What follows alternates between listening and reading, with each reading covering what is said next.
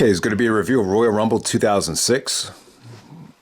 This was when Rey Mysterio won the Royal Rumble as a tribute to Eddie Guerrero. So we're going all the way back to January 29th, 2006 from Miami, Florida, the American Airlines Arena, the home of the Miami Heat, who eventually went on to win the NBA championship later on that year. The attendance is 16,000. And the pay-per-view buy rate, a really, really good 585,000 buys. That's pretty much on par with 2003, actually higher than 2004 and 2005. So, yeah, great number. It really does seem like once you get into the 2000s, the Royal Rumble is pretty much the second biggest buy rate of the year consistently.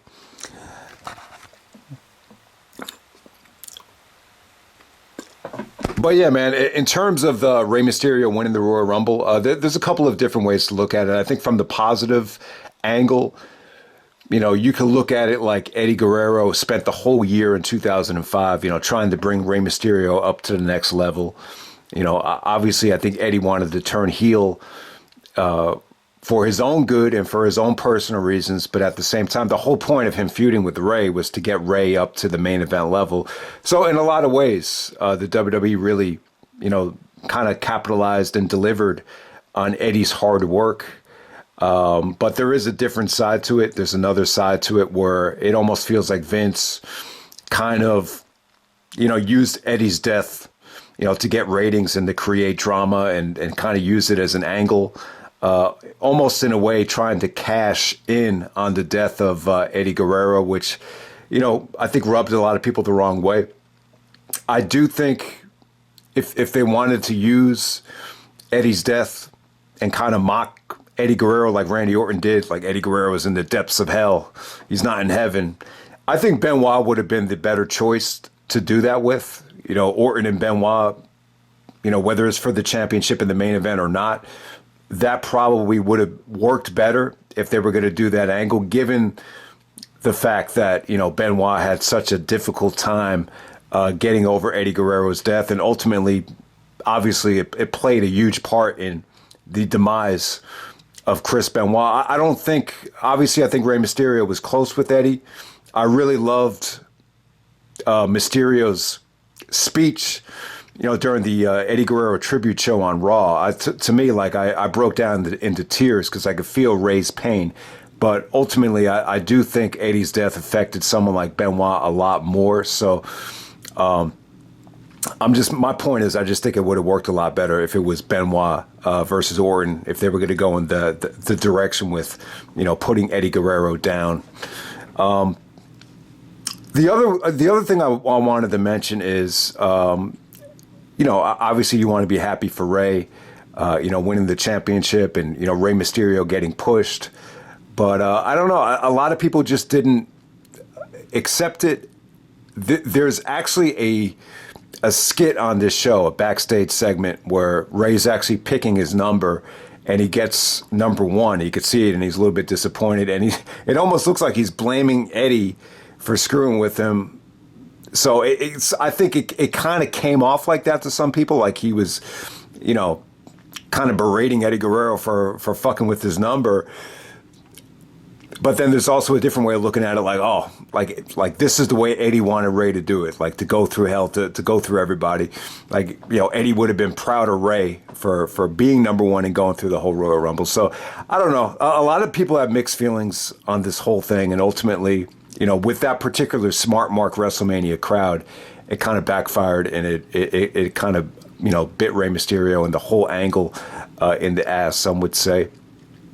But I just think in a lot of ways, though, you know, 2006 was like the last year where you were going to get, you know, Kurt Angle in his prime. It was really Chris Benoit's last great full year before he started falling apart. The same thing goes with Rob Van Dam. You know, he didn't make it through 2007. So in a lot of ways, I feel like this WrestleMania coming up, this was like the last time you would get some of these great, amazing talents, you know, in their prime before they fell off a cliff for personal reasons, injuries, you know, tired of the monotony of being with the company like a Rob Van Dam. So, yeah, it's almost like, man, WrestleMania 22 could have been, so amazing because you had Rey Mysterio available, at a high level for the next couple of years. I mean, maybe the next 5, 6, 7 years where you would get, somewhat prime Rey Mysterio. So there was really no reason to rush the push. But from a positive side, though, if you want to say that, you wanted to, reward Eddie Guerrero's hard work by pushing Rey Mysterio, I think that's the brightest way of looking at it. But let's get on to the review. Horrible undercard right here. Wasn't a big fan of it. The opening match was good, though. We got Gregory Helms, formerly known as the Hurricane, taking on Kid Kash. Remember Kid Kash from the Massacre on 34th Street in ECW. You got Funaki. All right, so Kid Kash is actually the champion here. You got Funaki. You got Jamie Noble coming off of the Ring of Honor run. You got Nunzio. And then you got Paul London. Man, I'll tell you, man, London came in a little bit too soon, man. Like, he was just thrown into this cruiserweight box and just never got out of it. But imagine if London came in with Danielson and Punk and just a little bit later on. Who knows what London would have accomplished. Man, it's really sad when you think about it. And he just left Ring of Honor too soon. He didn't get a chance to face, guys like, he did face Joe, but he never got to touch with CM Punk. And just a lot of other guys that he could have worked with. But yeah, this was cool, man. Cruiserweight Open for the Cruiserweight Championship. I would have preferred if they kept this, to 3 guys. If this was like London versus Helms versus Noble, I thought it would have been awesome. Maybe even if you be a fatal 4-way, it would have been a lot better. These, what it felt like to me? It felt like that fray from Ring of Honor. They would just throw 6 guys into a 6-man fray and just have it be a spot fest. It kind of felt like that. I think they did the same exact match at No Way Out, if I'm not mistaken. And Gregory Helms won back-to-back. I believe at the time, Helms is actually on Raw, but because he wins the Cruiserweight Open here, he's able to go to SmackDown with the championship. But it was cool. This was the repackaging of Helms. He came out with a new theme. He was taking himself more serious. London did the shooting star press onto the outside. Just great action. Noble was great. He locked in the guillotine front face lock, and there was just some really, really nice action out of it. It really, if this had gotten more time, it would have rocked the house. It pretty much ended just as, that feeling of just awesomeness was approaching, and Helms actually wins with the Shining Wizard, Funaki. So, yeah, good opener right there. Definitely the highlight of the dreadful undercard. Next up, you got Mickie James taking on Ashley Massaro, who just won the Diva Search. I believe this was the second Diva Search. And Trish Stratus is a special guest referee. Yes, Trish looks skinny as hell here. She looks like she lost about, I want to say 50 pounds since, the 2001 stuff with Vince. It's funny, like, I'm really into athletic, girls with skinnier frames. Like, that's my preference. Like an AJ Lee type. I really like that type. But, for some reason, I just prefer the Trish from No Way Out 2001 when she was busty and just, thicker. I don't know why, but she looked good here. She was really toned. I think she started doing yoga. So she was trying to play, the type of girl that was like turned off by Mickie James. Mickie, I don't really know if this was a lesbian angle, but Mickie wanted to be best friends, and she kept on telling Trish, I love you, I love you. Oh, isn't that so great that you love me, even though Trish didn't even say it. So, just a lot of weird stuff going on with Mickie James. But ultimately, Trish's resistance kind of, the fans kind of turned on her at WrestleMania. I think that had a lot to do with it. I think they could relate to someone like Mickie James at the time. But yeah, I don't know, man. Mickie wasn't great here. The match is a little bit too, storyline driven. I think, the Mickie stuff was a little bit over the top. But what really brought it down is just Ashley Massaro. I mean, she just looked bad. The fans weren't against her at first. They tried to give her a chance, but her offense was just so, dreadful to watch. You could just tell she needed a lot of work. It almost felt like they did the same thing with her that they did with Dawn Marie, just training her on the spot. You know, maybe Trish could have done a better job of, you know, getting Ashley ready for this thing, but it just did not go over well. I mean, the Diva Search thing, I think they hit the jackpot with the first one. If the Diva Search was, you know, the winner would go on to become, you know, if it was strippers or if it was the adult entertainment industry, I think girls like Christy Hemme and even Carmella and Maria, they could have been huge stars. But in terms of, you know, pro wrestling, it was just, you know, I can understand doing it once. I really can. But to do it again, I just think it was a mistake looking back on it. But there we go. Yeah, definitely one of the worst matches I've ever seen. And yeah, bad. I would actually say this is probably the worst match in the history of Royal Rumble undercards by far. I don't think it's even the only thing that could give it competition is this next match between the Boogeyman and JBL. JBL comes out there with Jillian Hall. They don't even go 2 minutes. It ends with the Boogeyman squashing JBL and the Worms come out. Yeah, just wasn't a big fan of this gimmick. And it's kind of funny. I think this would have been the perfect gimmick to feed to Undertaker, but I don't think they ever did it. From what I understand, this Boogeyman, Jim Cornette was a huge Boogeyman supporter. I'm not sure if it was because of the gimmick. I think it was both. I think he was under the tutelage of Cornette, and Cornette was really under the impression that, you know, it got over in OVW and it was going to work in the WWE. But I just don't think it did. But let's just move on. And next up, we have the 30-man Royal Rumble match. You know, it's a good Royal Rumble. You know, it went on early in the show. I think that helped it. You know, I think the Mysterio winning the Rumble, I think it was refreshing.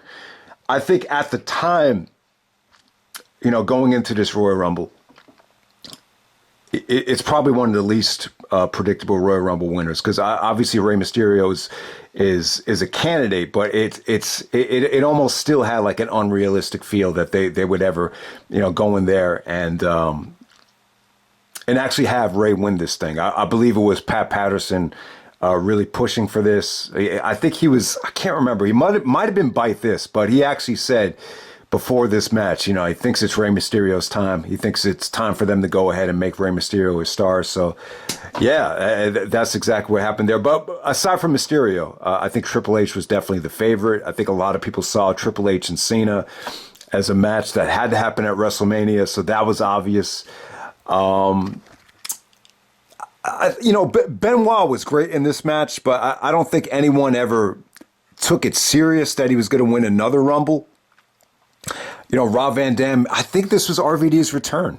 I don't think he appeared on television until the Rumble, so I think that would have been cool to have RVD win the thing. I think Van Dam was probably the most over guy in this whole match. Randy Orton was another one. He would go on to WrestleMania as well. He would actually beat Mysterio at No Way Out. So yeah, Orton actually was number 30. There was a segment backstage where Triple H and Orton both picked number 2 and number 30. And so you have that going on there. I think Shawn Michaels is another favorite, but I think if you know the business well enough, you could have seen the writing on the wall and just, you know, saw Vince and the McMahons screwing him out of this match somehow, some way. So, you know, maybe Shawn wasn't a particular favorite. But, yeah, I think it was a pretty unpredictable Rumble. You know, I think it could have been better. I don't think it's one of the better Rumbles. I think you had a lot of guys in this match that were in it for a little bit too long. A guy like Carlito will be an example of someone who I think, you know, was over pushed in this Rumble. Plus, there was a lot of times where it felt like it was too full. Like it just felt like it was too full of, you know, guys that just didn't have a chance. And I think the beginning of it too, it was very Kane and Big Show dominated. And I think that took a lot of the sizzle away from it. But, you know, you start off with Mysterio and Triple H at the beginning. You know, it was cool. This is the most I think they've ever worked together. It's funny because when you think of the brand extension, you know, Triple H is pretty much always on Raw.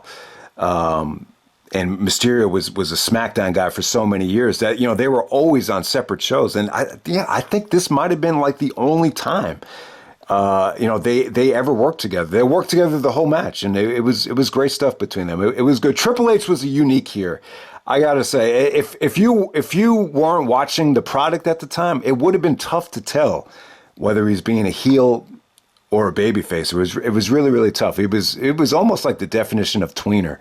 He did some comedy stuff, with Vince and the Divas backstage, but there was other parts where he totally acted like a heel, in this match.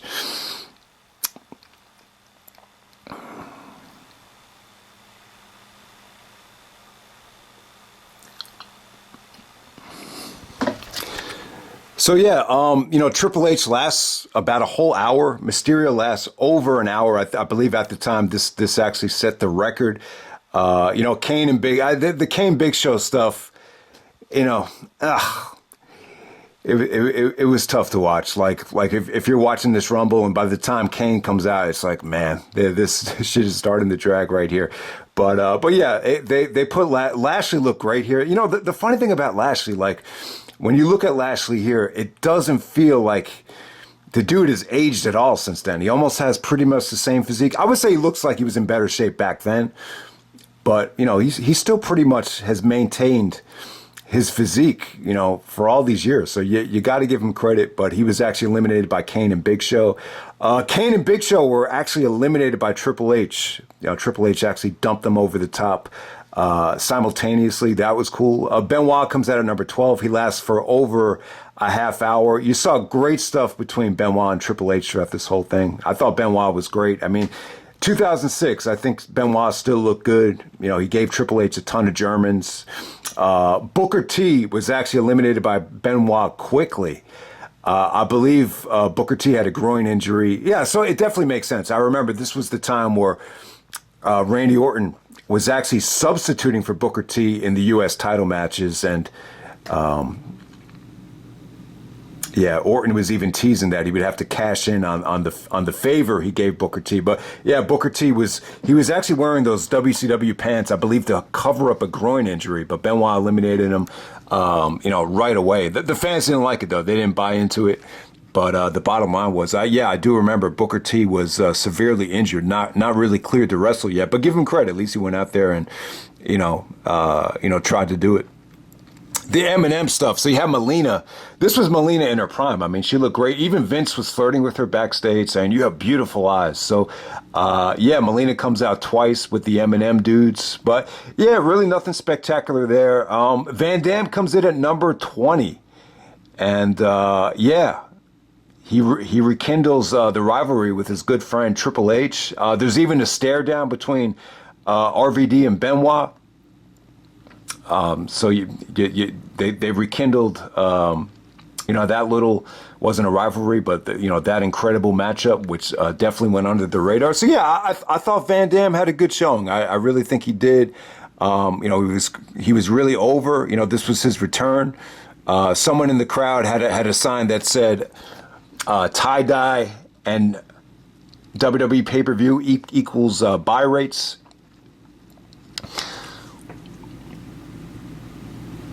So Shawn Michaels actually comes in at number 25.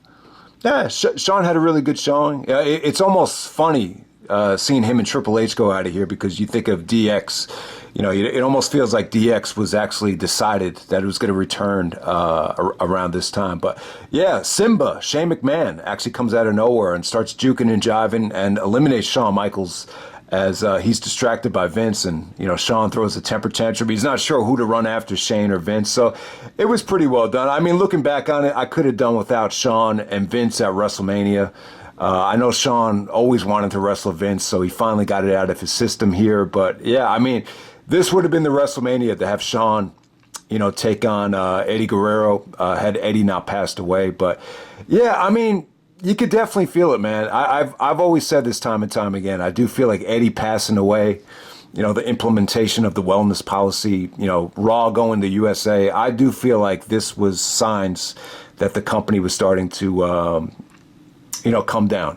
Obviously we experienced great highs in 2001 and 2002 and even 2003, but what goes up must come down. And yeah, I don't know. I just the feel of the product just felt a little, It was weird. This is a weird show. I mean, this is just a weird time for the company because you still had a lot of great wrestlers. You still had guys that really hadn't fallen off yet, but there were just a lot of signs that, we're moving into another direction. In a lot of ways, it kind of felt like 92, but not as depressing in some ways. But yeah, man, Shelton Benjamin had a great showing. He came in at 28. He took a beautiful super kick from Shawn. So that was cool. Then the last four guys, it's actually Rey Mysterio and Rob Van Dam, Randy Orton and Triple H. So Orton and Triple H are heels here. So it's almost like they were forced to get along. It looked like it was going to come down to 2-on-2. Mysterio was actually yelling at Rob Van Dam. He's like, Rob, we got to work together. We got to work together. So Van Dam actually goes up to do a frog splash. And it looked like, him and Rey were going to do a double team. Either Rey was going to like hurricane him. I don't know what he was doing, but for whatever reason, they actually, I think it's Triple H, he actually just tosses Rey into Rob, and then Rob actually falls out of the ring. Yeah, the fans were booing like crazy.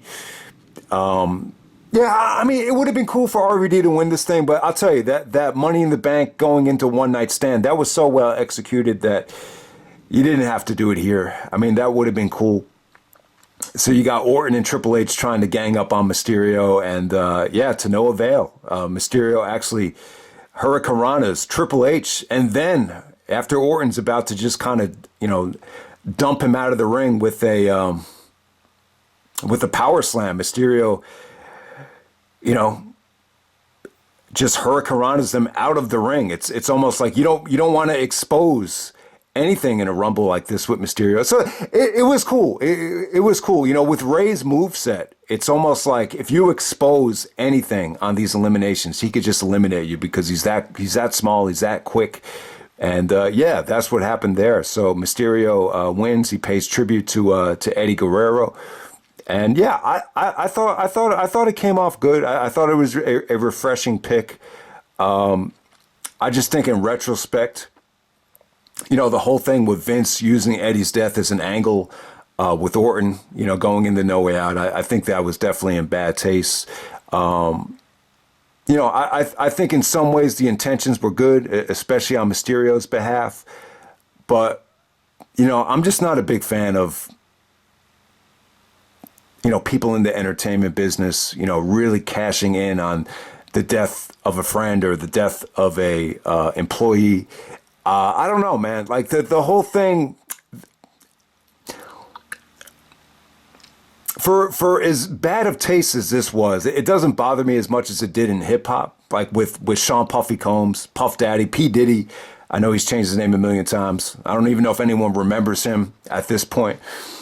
But he was a record executive. He wasn't really a rapper at first, but after Biggie had died, it just felt like. It was these little things. It was like, he did the tribute song to him, and you thought he had wrote the lines, and then it's just so many different things came out where he didn't write it, and then there's even stuff that bodyguards had said that he doesn't care if Tupac and Biggie have to die, something needs to change, and then you hear about his association with the Southside Crips. So the stories kept on coming out, and I think Eminem even had a line that he put the hit out on Tupac. So it's almost like, man. It's almost like he does all those tribute videos and he releases his album and he had so much momentum from the death. It's almost like he really used, the death of those two guys to really propel himself into a superstar. And I don't know, man. I've always put a bad taste in my mouth. And so. It's almost like, the closest thing to it was Vince with Eddie Guerrero here. I just think a lot of Vince's decision making at this time in particular was definitely questionable, especially like how he was acting with the divas, just who he was pushing at the time. The whole title situation too, just felt very, very forced. So I mean, there's just a lot of. It just feels like there's a lot of baggage with this company at this particular time. And then let's wrap it up. And then we have two title matches after the Royal Rumble. The next match is actually Edge defending the WWE Championship against John Cena.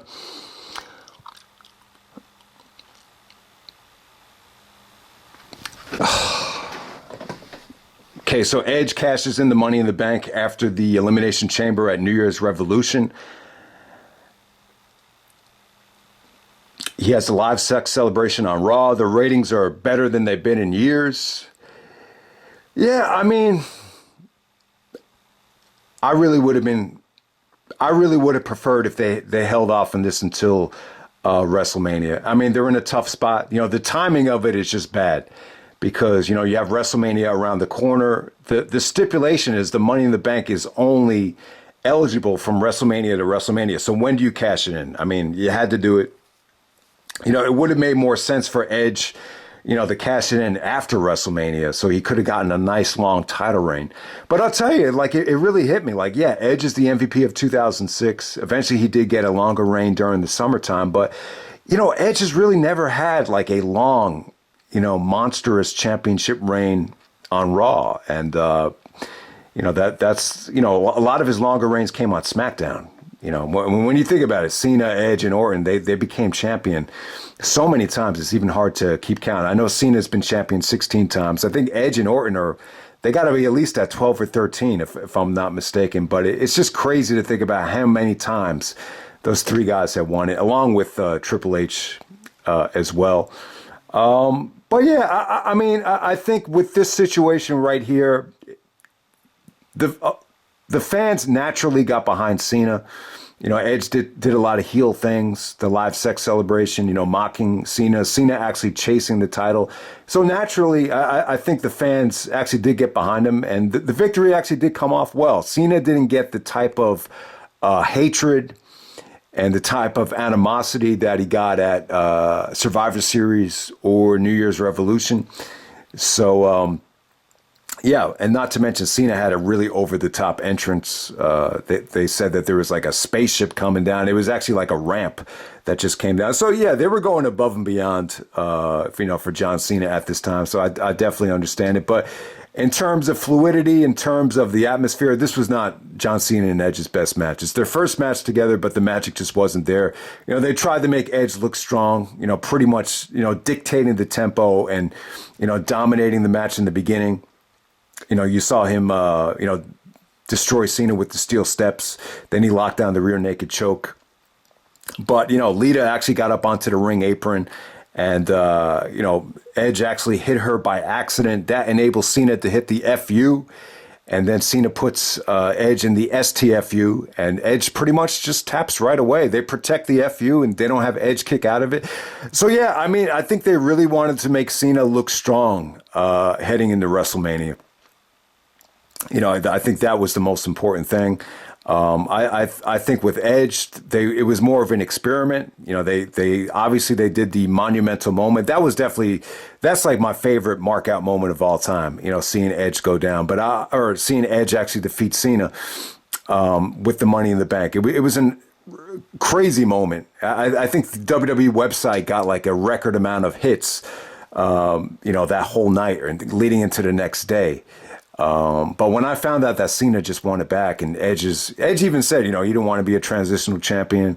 They have this promo with Edge actually telling Mysterio, if you think you're going to find that loophole that Benoit used, it's not going to work. So I really thought, Edge was going to have a longer title reign here. So I was a little bit, I was a little bit deflated to see that Cena just won it back, and that whole moment was for nothing. But at the same time, I think it showed you that Edge was going to be more than just a transitional champion, that he was going to be a major player, and the Rated R Superstar gimmick was definitely something that they could play with while the company is still not PG. So that was cool. But with this particular match right here, I do want to touch on Joey Styles. Obviously, they brought Joey Styles back at Taboo Tuesday.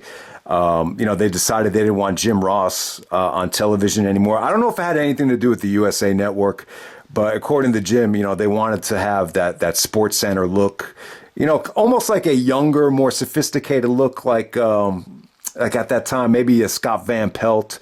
I think his name might be John Anderson, Ryan Anderson, kind of a nerdy, but at the same time, still young and fresh and sophisticated look. And, JR is just, at the time he's older. he was very overweight at that time, especially compared to now. So they went with Joey Styles as the replacement. And you almost get the feeling from Michael Cole like he felt slighted there. So in a lot of ways, you know, it might have been the better option to put Joey Styles on SmackDown with Taz, because he knew Taz. Maybe feel a little bit more comfortable with Taz than Jerry the King Lawler. And then you put Michael Cole and Jerry Lawler on Raw, because you were going to go with Michael Cole on Raw anyway over the next couple of years. So that might have been the way to go. But, you know, and that's what I was saying about Vince. I just think the decision-making was just bad at the time. And this is another thing. Like, there's no reason to get rid of Jim Ross. Like, if telling stories and, you know, being a sports entertainment storyteller is so important, then why would you take away the best at doing that? It just doesn't make any fucking sense to me. It just doesn't. And then they bring Jim Ross back for WrestleMania. Then they bring him back for Backlash. Then Joey Styles quits because he's not good enough to call Backlash. It was just a little bit baffling to me. But this is the side effect of Vince just not doing his homework.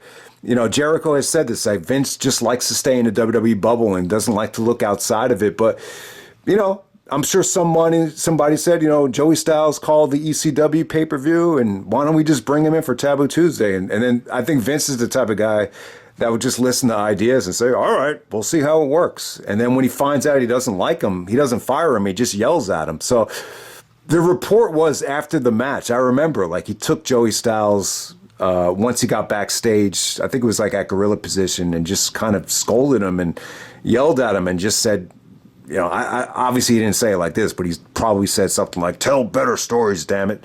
You know, and watching it back, I could see it. Like, for as good as Joey Styles is, you know, him telling stories during John Cena's matches just don't, you know, fit his skill set. It just doesn't. Like, he's calling cross bodies, missile drop kick, you know. I think what Vince wanted to, you know, rear naked chin lock. Like Vince hates it when you you know, call a move like, oh, drop side Russian leg sweep or drop toe hold. Like, I think Vince is the type of guy where he wants you to really drive home the fact that, you know, Cena's battling uphill. He got screwed at money. He's got screwed with the Money in the Bank at New Year's Revolution. You know, Edge and Lita are evil, and they think they could have live sex shows. And, you know, Cena's trying to restore righteousness back in the WWE. I think that's the kind of stuff that Vince is looking for. And yeah, I'll tell you, it just didn't work with Joey Styles. I mean, looking back on it now, you could clearly see it. But in my opinion, you shouldn't put the guy in that position unless you really know what he can do. But I think it's just a side effect of Vince just ignoring, you know, ECW for all those years. Obviously, I think he paid attention to it somewhat, but not enough to know, you know, exactly what he was going to get with Joey Styles. And then the main event, we have Kurt Angle defending the World Heavyweight Championship against Mark Henry. And I'll tell you guys, this was a very frustrating time for me. I remember one of my professors, I'm not saying it was just because of WWE, but I think WWE played a huge part in it. I really think it did. I remember it was right before spring break. This was like, you know, March 1st, 2006. That was the spring break. And it was still cold as shit at the time. And he asked me, like, what was I going to do during the spring break? And I just said, I didn't have an answer for him. I just said, nothing. I said, I don't really know. So after class, he's like, can you stay after class? And then he goes like, you know, man, what's wrong with you? He's like, something just doesn't seem like it's right. You seem disinterested. He's like, I don't see that look, like any fire in your eyes. I should have just said to him, like, man, the WWE's going downhill. I don't know what to tell you. But yeah, I mean, that wasn't the only reason why. But I think it did play into it. Like the whole thing with Cena, I think a lot of fans were just a little bit, you know, dumbfounded and a little bit embarrassed that, you know, this was the only company. And, you know, this is, you know, why are we so invested in this company if this is the direction that we're going in? But, you know, looking back on it, a lot of it is just side effect of, you know, Vince McMahon being at the helm. But yeah, you know, one of the better decisions. And, yeah, for as frustrating as New Year's Revolution was with Kurt Angle getting eliminated first, you know, thank God, you know, they made it up to us the next night on SmackDown with Kurt actually winning a Battle Royal. And then the main event, we got Kurt Angle defending the World Heavyweight Championship against Mark Henry. All right, so really, really crazy stuff here. God, that Elimination Chamber match at New Year's Revolution, when Angle first got eliminated, I was really just dumbfounded. I was like, what the hell is going on here? But, it all made sense. Batista had gotten injured. He was out with a bicep tear, tricep tear. I can't remember which one it was. I believe Mark Henry actually did injure him in the steel cage match. So yeah, not having Batista at WrestleMania was definitely a huge blow. Obviously, not having Eddie was a huge blow as well. So I believe Vince had actually asked Shawn Michaels to go to SmackDown and fill that void, but Shawn turned it down. Shawn's mentality was that he was a Raw guy as well as Triple H, so they never wanted to make the jump. But Kurt Angle didn't want to go, but he decided to do it because he wanted to be a team player. According to him, Kurt has told that story a lot of different times. But at the same time, I think Kurt did want to main event WrestleMania and become champion and become the man again. So, yeah, it was a no-brainer too. And plus, his popularity was, through the roof. They couldn't do anything to turn Angle heel or keep him hated. Even pairing him with Daivari and shitting on the troops, it just wasn't going to work as a heel anymore with Kurt. Kurt was like one of the few guys that really still appealed to the male demographic, the smart marks. So yeah, I mean, it kind of backs up my point here. When, you turn Kurt Angle babyface, there's definitely like an ultra hot period. And you definitely saw it here. He cut a great promo. I just think his look at the time was, refreshing. The real Olympic gold medal with, from the 96 Olympics was definitely a nice look. The World Heavyweight Championship belt, which he hadn't worn since it was WCW. In addition with the mouthpiece, it just made him look vicious. He was the wrestling machine. And, before Angle even comes out, they actually remixed the intro. And before Angle comes out, he was getting Angle chants, which very rarely does that happen. It only happens to guys like Rock, Austin, maybe even like an RVD. So, yeah. Kurt Angle as a babyface here. He was trying to take the "you suck" stuff and direct it at his opponent. I definitely felt like a Vince McMahon call. I don't know how long that was going to work, but yeah, I mean, he's facing Henry here because Mark Henry was the last guy eliminated from the Battle Royal. But yeah, that was definitely an uplifting moment. For as frustrating as it was, seeing Kurt lose to Cena over and over again, I think that was definitely an uplifting moment. But at the same time, it's like it almost had a feeling of, he couldn't get it done on Raw, so you have to come to SmackDown. So, yeah, I mean, it was a little bit weird, but you'll take it, right? And, Angle and Mark Henry actually main event the Royal Rumble.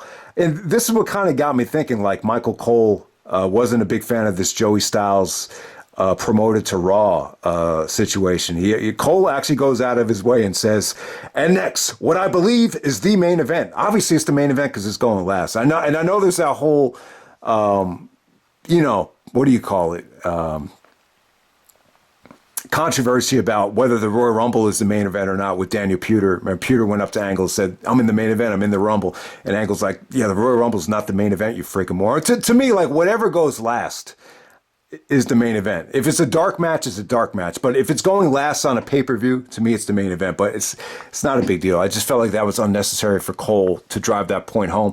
But the only reason this is the main event, it's not because Angle and Henry's an attractive match. It's because of the ending. The pay-per-view ends with The Undertaker coming out and using his magical powers to destroy the ring with Kurt Angle in it. So Angle looks scared and afraid. I mean, that's the only reason why I went last. But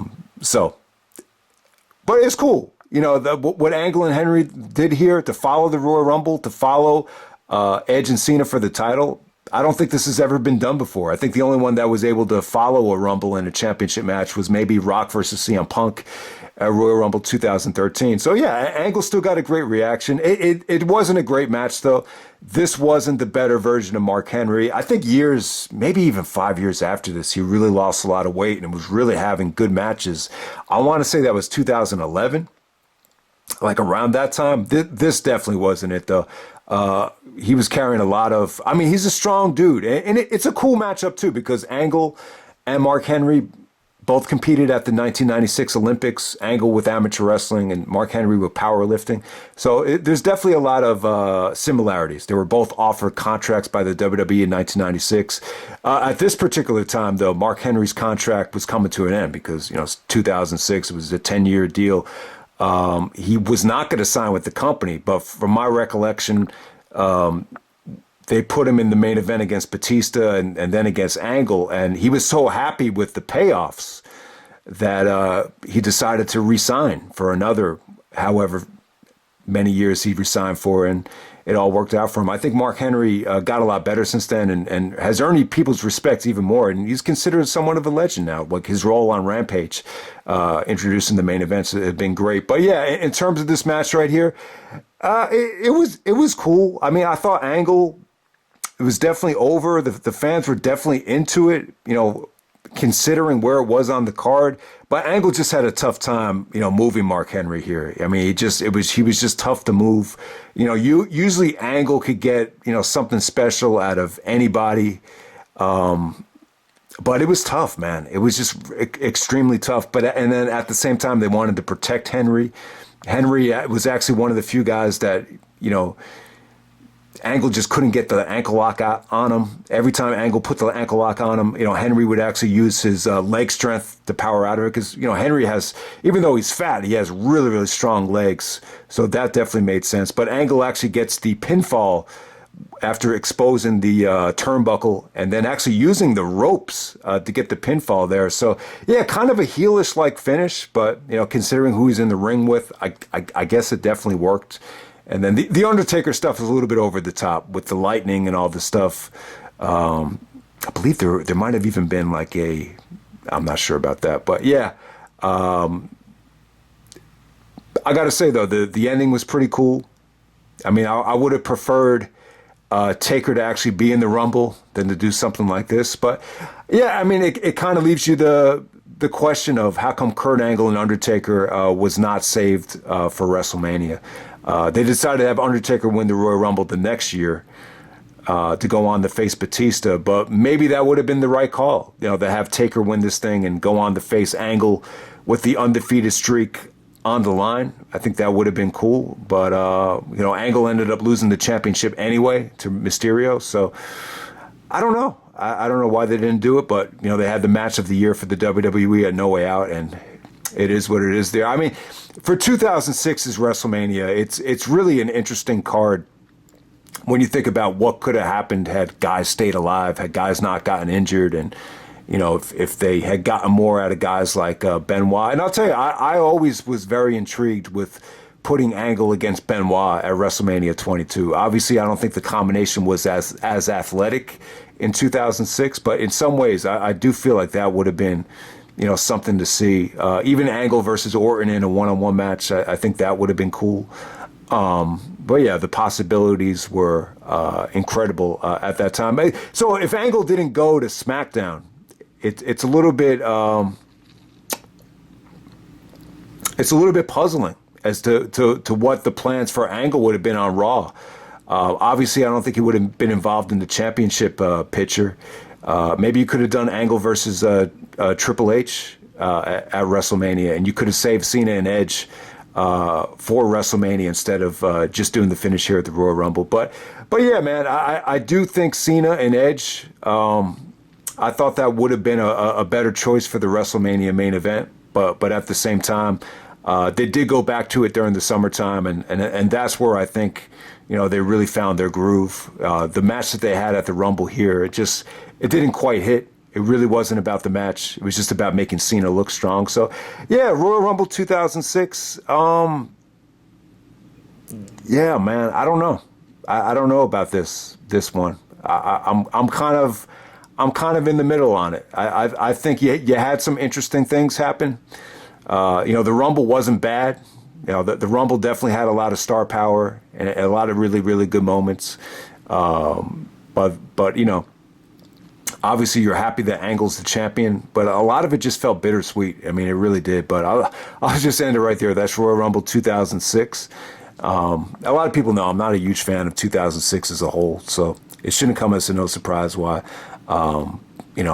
I think a lot of people just started questioning the decision making at that time. But yeah, I'll leave it right there, and I'm out. All right.